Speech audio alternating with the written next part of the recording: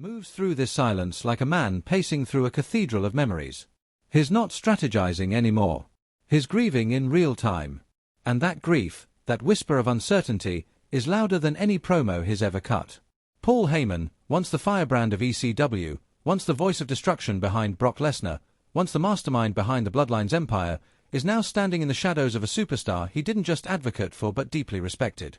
Seth Rollins isn't just a client to Heyman.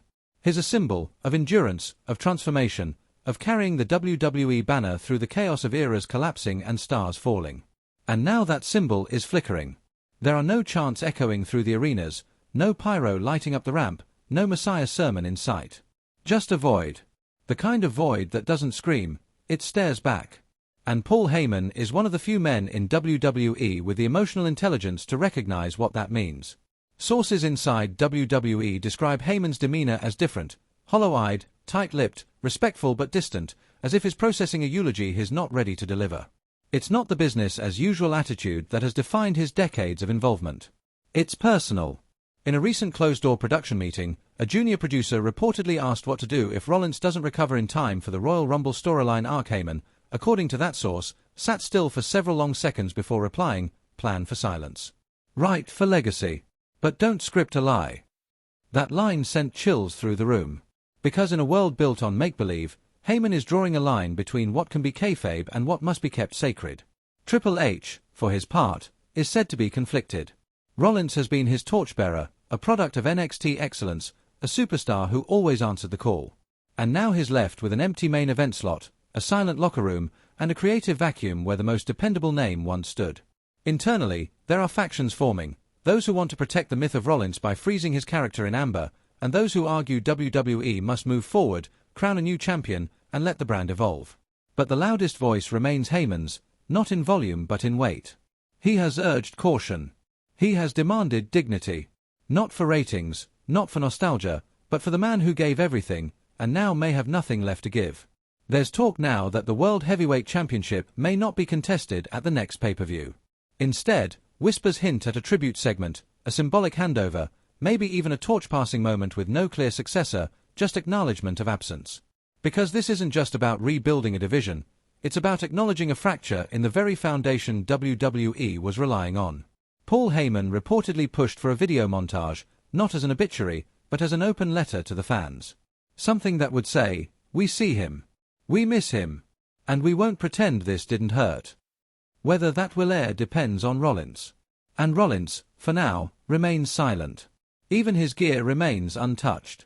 A source from the WWE wardrobe department confirmed that Rollins' most recent attire, his symbolic red and gold gear worn in the LA Knight match, has been left hanging in his locker, untouched, unclaimed. Some say it's being preserved. Others believe it's a quiet shrine to the last time Seth was whole. The symbolic weight of that silence is immeasurable. Rollins was a man who lived in noise, cackles, roars, boos, music. And now he's living in quiet. Heyman sees that, understands that. And instead of filling the air with more bravado, he's holding the silence like a sacred object. That's what separates this story from any other injury angle WWE has run before. This isn't just a setback. It's an existential pause. One creative director put it this way: Rollins isn't recovering from an injury. He's recovering from an identity collapse. That's the kind of wound Paul Heyman knows how to respect. Because he's seen it before, in ECW's ashes, in Brock Lesnar's retreat from the spotlight, in CM Punk's exit from the business. And now, he's seeing it in Seth Rollins, a man who might not be battling his knees so much as is battling the question, who am I if I don't wrestle? WWE is an empire built on comebacks. But this one might not come.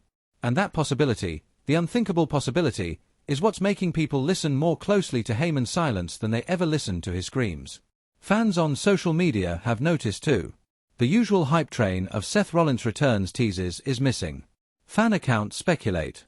Wrestlers share cryptic emojis. But no one confirms.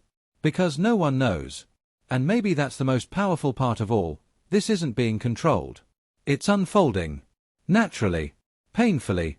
Truthfully. Heyman's advocacy now isn't for screen time or storylines. It's for space. Emotional space. Physical space. Creative space. He's not asking for applause. He's asking for patience. And in WWE, That's almost unheard of.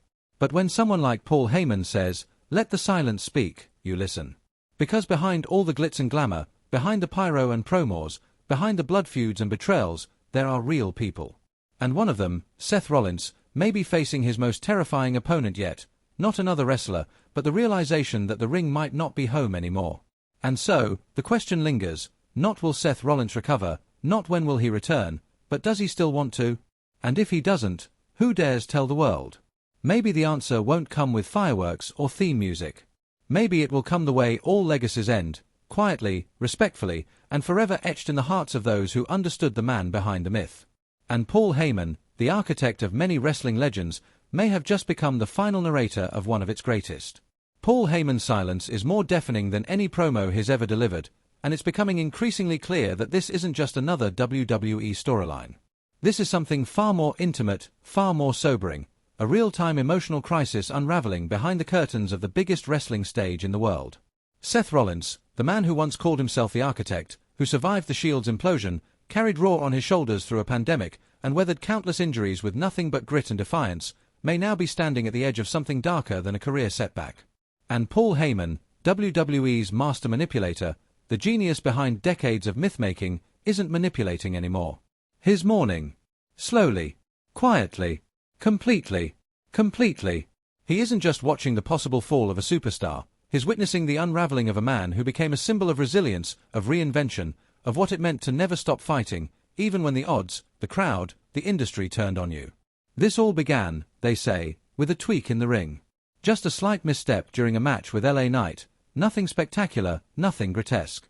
No stretcher, no screaming, just Rollins finishing the bout, as always, without revealing the storm brewing inside his body.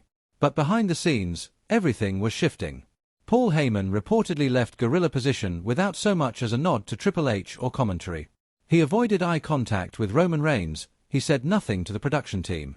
He simply walked out of frame, eyes empty, shoulders tense, pacing like a man who had seen the end before anyone else even noticed something had begun. According to those close to the backstage.